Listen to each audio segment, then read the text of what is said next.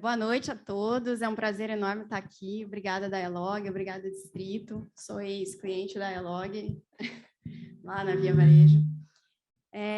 Eu vim, antes de fundar a Talent, né, e me tornar sócia, eu venho com uma trajetória profissional, principalmente no varejo, na Via Varejo, no Grupo Pão de Açúcar, onde eu liderei áreas de comunicação interna, de cultura e recursos humanos.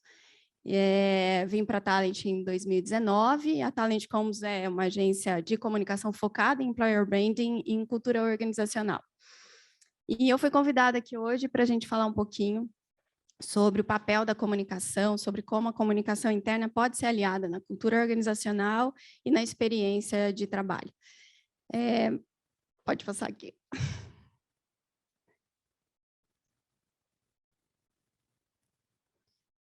Bom, pode voltar. Antes da gente entender o papel da comunicação e quais as tendências em comunicação interna, é importante a gente sempre olhar para as prioridades das organizações. O que as organizações estão priorizando e qual o movimento das pessoas ao buscar trabalho e continuar trabalhando neles. Eu trouxe aqui para vocês uma pesquisa que a McLean Company, que é uma consultoria mundial focada em recursos humanos, trouxe, mostrando como o Employee Experience, ou seja, a experiência de trabalho, prover uma excelente experiência de trabalho tem se tornado uma das maiores prioridades nas organizações. Não é à toa, porque atrair ficou cada vez mais difícil, e reter talentos também. Né? E as pessoas não saem da empresa só porque foram encorajadas aí pela Beyoncé. A gente sabe que isso está cada vez mais difícil. Olhando para o movimento das pessoas, o que elas esperam, na experiência de trabalho, a McKinsey trouxe, no final do ano passado, e isso vem muito ao encontro do que eu, Caru e o time de Talent Comms tem visto lá no... Obrigada. A gente tem visto nas pesquisas de EVP que a gente faz na agência, que as pessoas estão famintas por coesão social, por propósito, por confiança. Elas querem entender a oportunidade de crescimento e aprendizado que ela tem dentro das organizações, se há um ambiente colaborativo, elas querem entender se o propósito dela está alinhado com o propósito da empresa, e também buscam, óbvio, segurança psicológica, equilíbrio entre vida pessoal e trabalho. Então, em resumo, gente, as pessoas buscam... Para cá? Para lá? As pessoas buscam histórias querem fazer parte de histórias que fazem sentido, querem enxergar a verdade, coerência, consistência entre o que a empresa diz, as mensagens da empresa e a realidade da experiência de trabalho. Quer entender qual o impacto do trabalho dela num todo, num contexto muito maior. Então, é justamente aí que entra o papel da comunicação interna. É trazer clareza, né? Traduzir o discurso, o que foi verbalizado pela liderança, né? Trazer fidedignidade para isso. Trazer coerência, consistência, garantir que as mensagens que são distribuídas, seja em qualquer canal, em qualquer meio, elas estejam alinhadas e levem em conta a diversidade de ideias, de origem, de pensamentos. Trazer coerência, né? Estimular, chamar a atenção da alta liderança e do RH e de todas as áreas para ter coerência entre discurso e prática. Para isso, a comunicação interna precisa cavar o espaço dela dentro dos momentos de grandes decisões de empresa. E ela também é papel fundamental da comunicação a transformação cultural. Um minutinho que eu estou me atrapalhando aqui. A transformação cultural. Papel dela é ajudar na transformação de comportamentos, de forma de jeito de ser e agir dentro da empresa, e, em outras palavras, fortalecer a cultura desejada, né? Porque se a comunicação não impacta na transformação do comportamento das pessoas, ela não está cumprindo bem o seu papel. e também fazer as conexões acontecerem. E o que eu quero dizer com fazer as conexões acontecerem? É olhar sistemicamente e encontrar a oportunidade de conectar a narrativa estratégica da empresa ao longo de toda a jornada dos talentos, priorizando, é claro, a experiência desejada. E quando a gente fala em priorizar a experiência desejada, a gente precisa levar em conta a empatia, a humanização, a diversidade e inclusão, os dados e, por que não, a digitalização. Né? Todos nós somos digitais hoje a gente nem fala, acabou a bateria do meu celular, hoje a gente fala, acabou a minha bateria, né? Já é extensão. Então, não dá para não levar em consideração o comportamento. Mas aqui eu vou parar um minutinho para fazer um parênteses e explicar o que eu quero dizer com narrativa estratégica. Que mensagens são essas? Narrativa estratégica é a história que conta a jornada de transformação das empresas. Né? Na narrativa estratégica, a gente tem propósito. Qual é a contribuição que a empresa quer deixar? Qual o legado que ela quer deixar para a humanidade ou para a sociedade? A visão estratégica, o que ela quer, como ela vai chegar lá? Quais os passos que ela vão dar, em que período de tempo? E quais os pilares estratégicos que sustentam essa visão? A cultura desejada. Cultura desejada não é bem a cultura vivida. Se ela for desejada, ok. Mas a cultura desejada é aquele comportamento que vai ajudar a entregar a estratégia.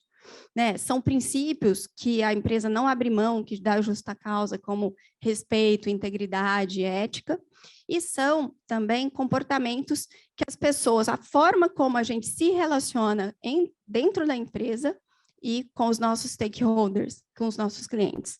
Então, como que as pessoas devem agir com as pessoas que trabalham e com os nossos clientes. E o EVP, que é Employer Value Proposition, ou seja, a proposta de valor do empregador. O EVP, ele é a proposta de valor da marca empregadora. Então, marca empregadora, todo mundo tem. Basta você sentar no barzinho, perguntar como é que é trabalhar na Dialogue. Essa é a tua marca empregadora. Mas é isso que a empresa quer ser reconhecida. É dessa forma que ela quer ser olhada enquanto empregador, é dessa forma que ela vai conseguir atrair e reter os melhores talentos. Então, o EVP ele sempre vai responder a pergunta por que eu escolho e por que eu continuo escolhendo essa empresa para trabalhar. E o EVP ele pode ou não trazer atributos da cultura, né? Então, só para a gente fazer um disclaimer aqui de explicar o que é narrativa estratégica. Então, são essas mensagens que a gente, enquanto comunicação interna, precisa buscar oportunidade de conexão para além de canais e campanhas. A comunicação interna pode ser a grande guardiã das mensagens ao longo da jornada. Isso, eu posso dar vários exemplos aqui, mas ela precisa andar de mãos dadas com o RH, com as áreas de Employer Branding, onde já tem, enfim, para fazer com que dê corpo e vida para essa narrativa, para fazer com que essa narrativa vire verdade, vire cultura e, por que não, promova a marca empregadora. Porque promover a marca empregadora internamente é papel da comunicação interna também. O Employer Branding começa dentro de casa, né? Nosso amigo Leandro vai falar um pouco mais disso aqui. Que oportunidades para também exemplificar a gente pode ter esse papel de fazer essas conexões? Então, assim, a carta de promoção que o RH entrega, que a liderança entrega, tem mensagem de cultura e marca empregadora ali dentro? A carta de boas-vindas está conectada com essas mensagens? Né? O site de carreira, afinal de contas, o programa de atratividade interno está lá também. Está falando com as pessoas? Está falando a mesma coisa? Então, quando a gente fala em Employer Branding, a gente está falando em a conexão perfeita entre comunicação para atração e comunicação interna. As coisas estão conectadas. Então, é o tempo todo buscar essa conexão ao longo da jornada, seja nos materiais e mensagens, seja na arquitetura, seja na voz da liderança, em como que a gente brifa a liderança, mas ela precisa fazer sentido o tempo todo em todos os pontos de contato.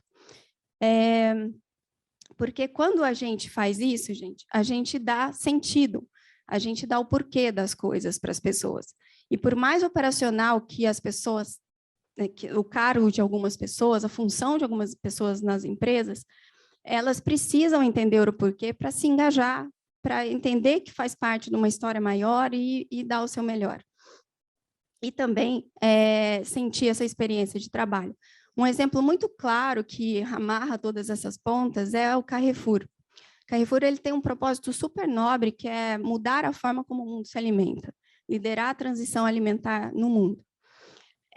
Quando ele tem esse propósito, ele estruturou algumas estratégias, e entre elas um movimento que chama Act for Food, que é um movimento global também, que vai trabalhar para a produção de alimentos que priorizem a saúde, a sustentabilidade, a rastreabilidade, o desenvolvimento dos pequenos produtores, o não desperdício. Então, quando a gente consegue comunicar com aquela pessoa que está lá no supermercado, que a função dela é colar um adesivo de QR Code nas frutas, e dizer para ele que a função dele é muito maior que essa, que é exatamente dar ao cliente o acesso a essa rastreabilidade desse produto e entender o quão saudável esse produto é, ele vai entender que o trabalho dele tem muito mais sentido, que ele está contribuindo para uma coisa muito maior. E vai exercitar o que eles têm de comportamento desejado, de cultura desejada, ou servir o cliente com paixão, com muito mais naturalidade. Então, é sobre isso, sobre conexões. E aí entra como que a digitalização ajuda em tudo isso. Eu já falei lá atrás que a digitalização ela ajuda na experiência, afinal de contas, todos somos digitais, mas a digitalização, e por isso que empresas como a Dialog vieram para ficar, ela tem uma série de outras vantagens que vão ajudar a gente a melhorar essa experiência de trabalho e fazer essas conexões acontecerem.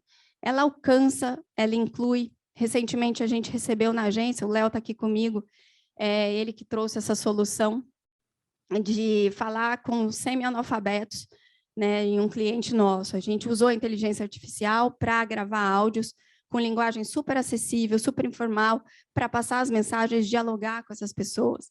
Então, ela consegue ajudar a gente a alcançar. Digitalização organiza, como o Helder já disse, que pode ser muito além, e também ao longo de toda a jornada, né, usar esses recursos, quando a comunicação contrata uma Dialog, usar o recurso para a empresa como um todo, para favorecer essa experiência de trabalho. Né? Então, ela organiza, ela agiliza, ela escuta, a gente precisa exercitar a comunicação bottom-up, então, a escuta é super importante para a gente conseguir favorecer todo o resto que eu já disse, customiza, né, e interage, e, claro, mensura. E, óbvio, ela vai impactar na experiência, na produtividade, no engajamento e no resultado. É isso que eu tinha para trazer para vocês. Muito obrigada. Acho que é isso, como conexão muda tudo, e bora se conectar aí.